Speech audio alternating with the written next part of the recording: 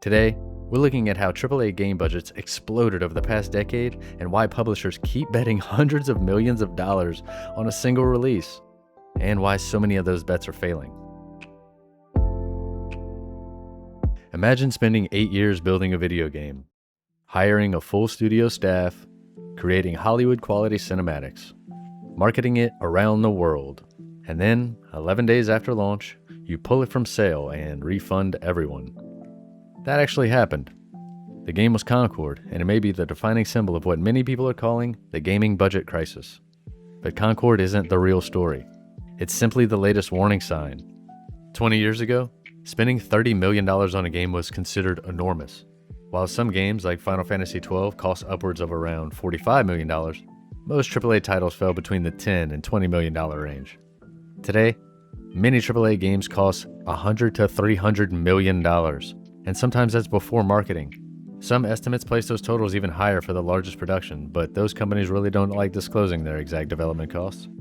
So why are game development costs exploding? Well, every generation, players expect bigger worlds, better graphics, and better voice acting. Curse you, Bale! Games have also become much longer. Instead of a 12-hour campaign you were used to back in the day, publishers now aim for 60-hour open-world experiences packed with side content. Development cycles that once lasted 2 or 3 years now frequently stretch to 5 or 6 or even 8 years. Every extra year means more salaries, more outsourcing, more office costs, and growing costs due to technology expenses. Around 2017, publishers became obsessed with one idea. Don't just sell a game once, sell it forever. The success of titles like Fortnite, League of Legends, and Genshin Impact convinced executives that live service games were the future. Instead of earning $70 one time, players were more likely to spend hundreds over several years. That dream sparked an industry-wide gold rush. Studios known for single-player games suddenly pivoted towards multiplayer live service projects. The problem? Players only have time for a handful of forever games.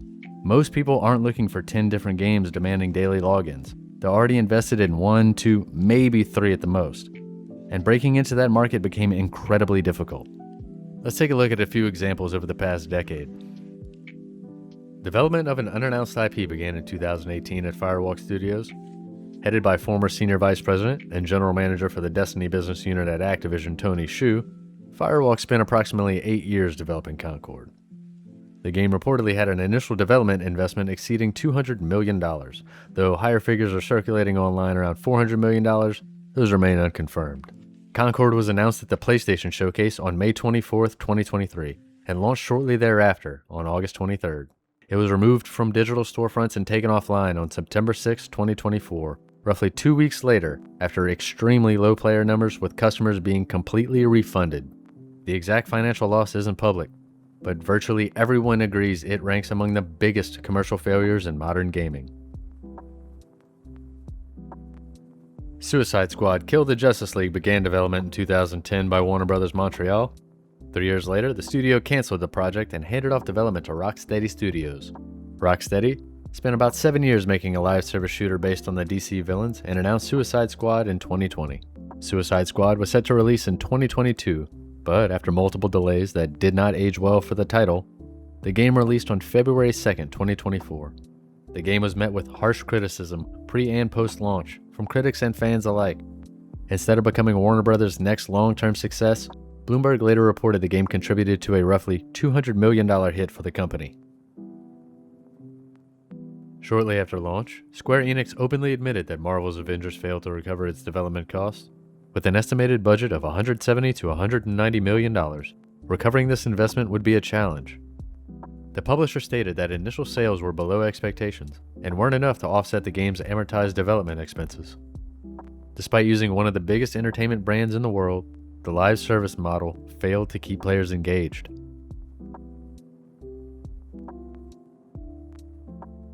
BioWare's Anthem spent 7 years in pre-production, but it wasn't a total sales disaster. It reportedly sold several million copies, but after years of expensive development, EA abandoned its planned overhaul, effectively ending the franchise in 2021. In a post on the BioWare website's blog, BioWare Austin studio director Christian Daly said, "Game development is hard. Decisions like these are not easy.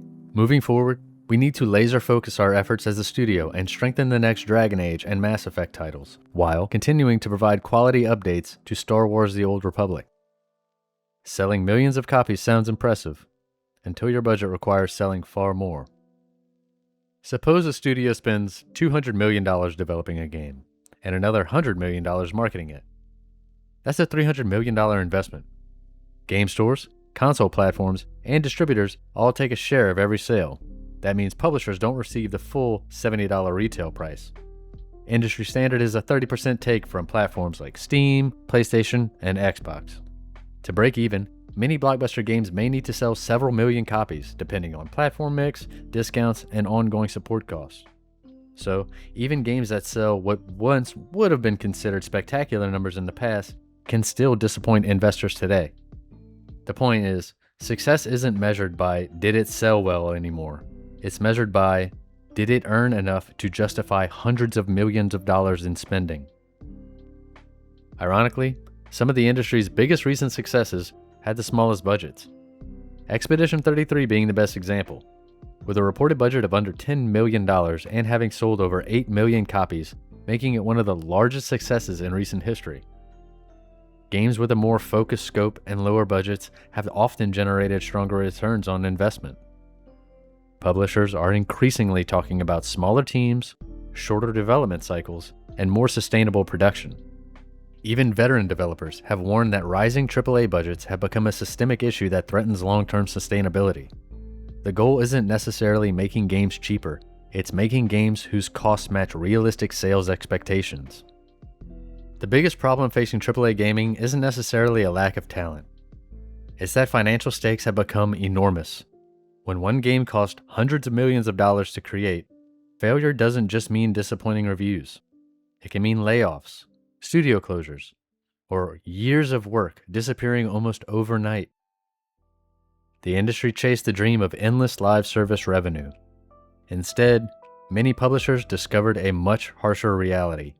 Players don't automatically reward bigger budgets. Sometimes they reward better ideas.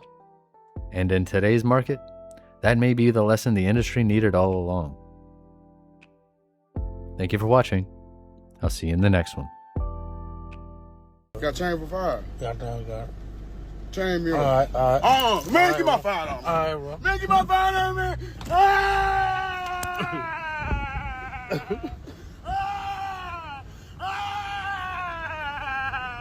Give my $5. Give my $5. Give my motherfucking $5, man. Man, stop playing me, man. Give me $5.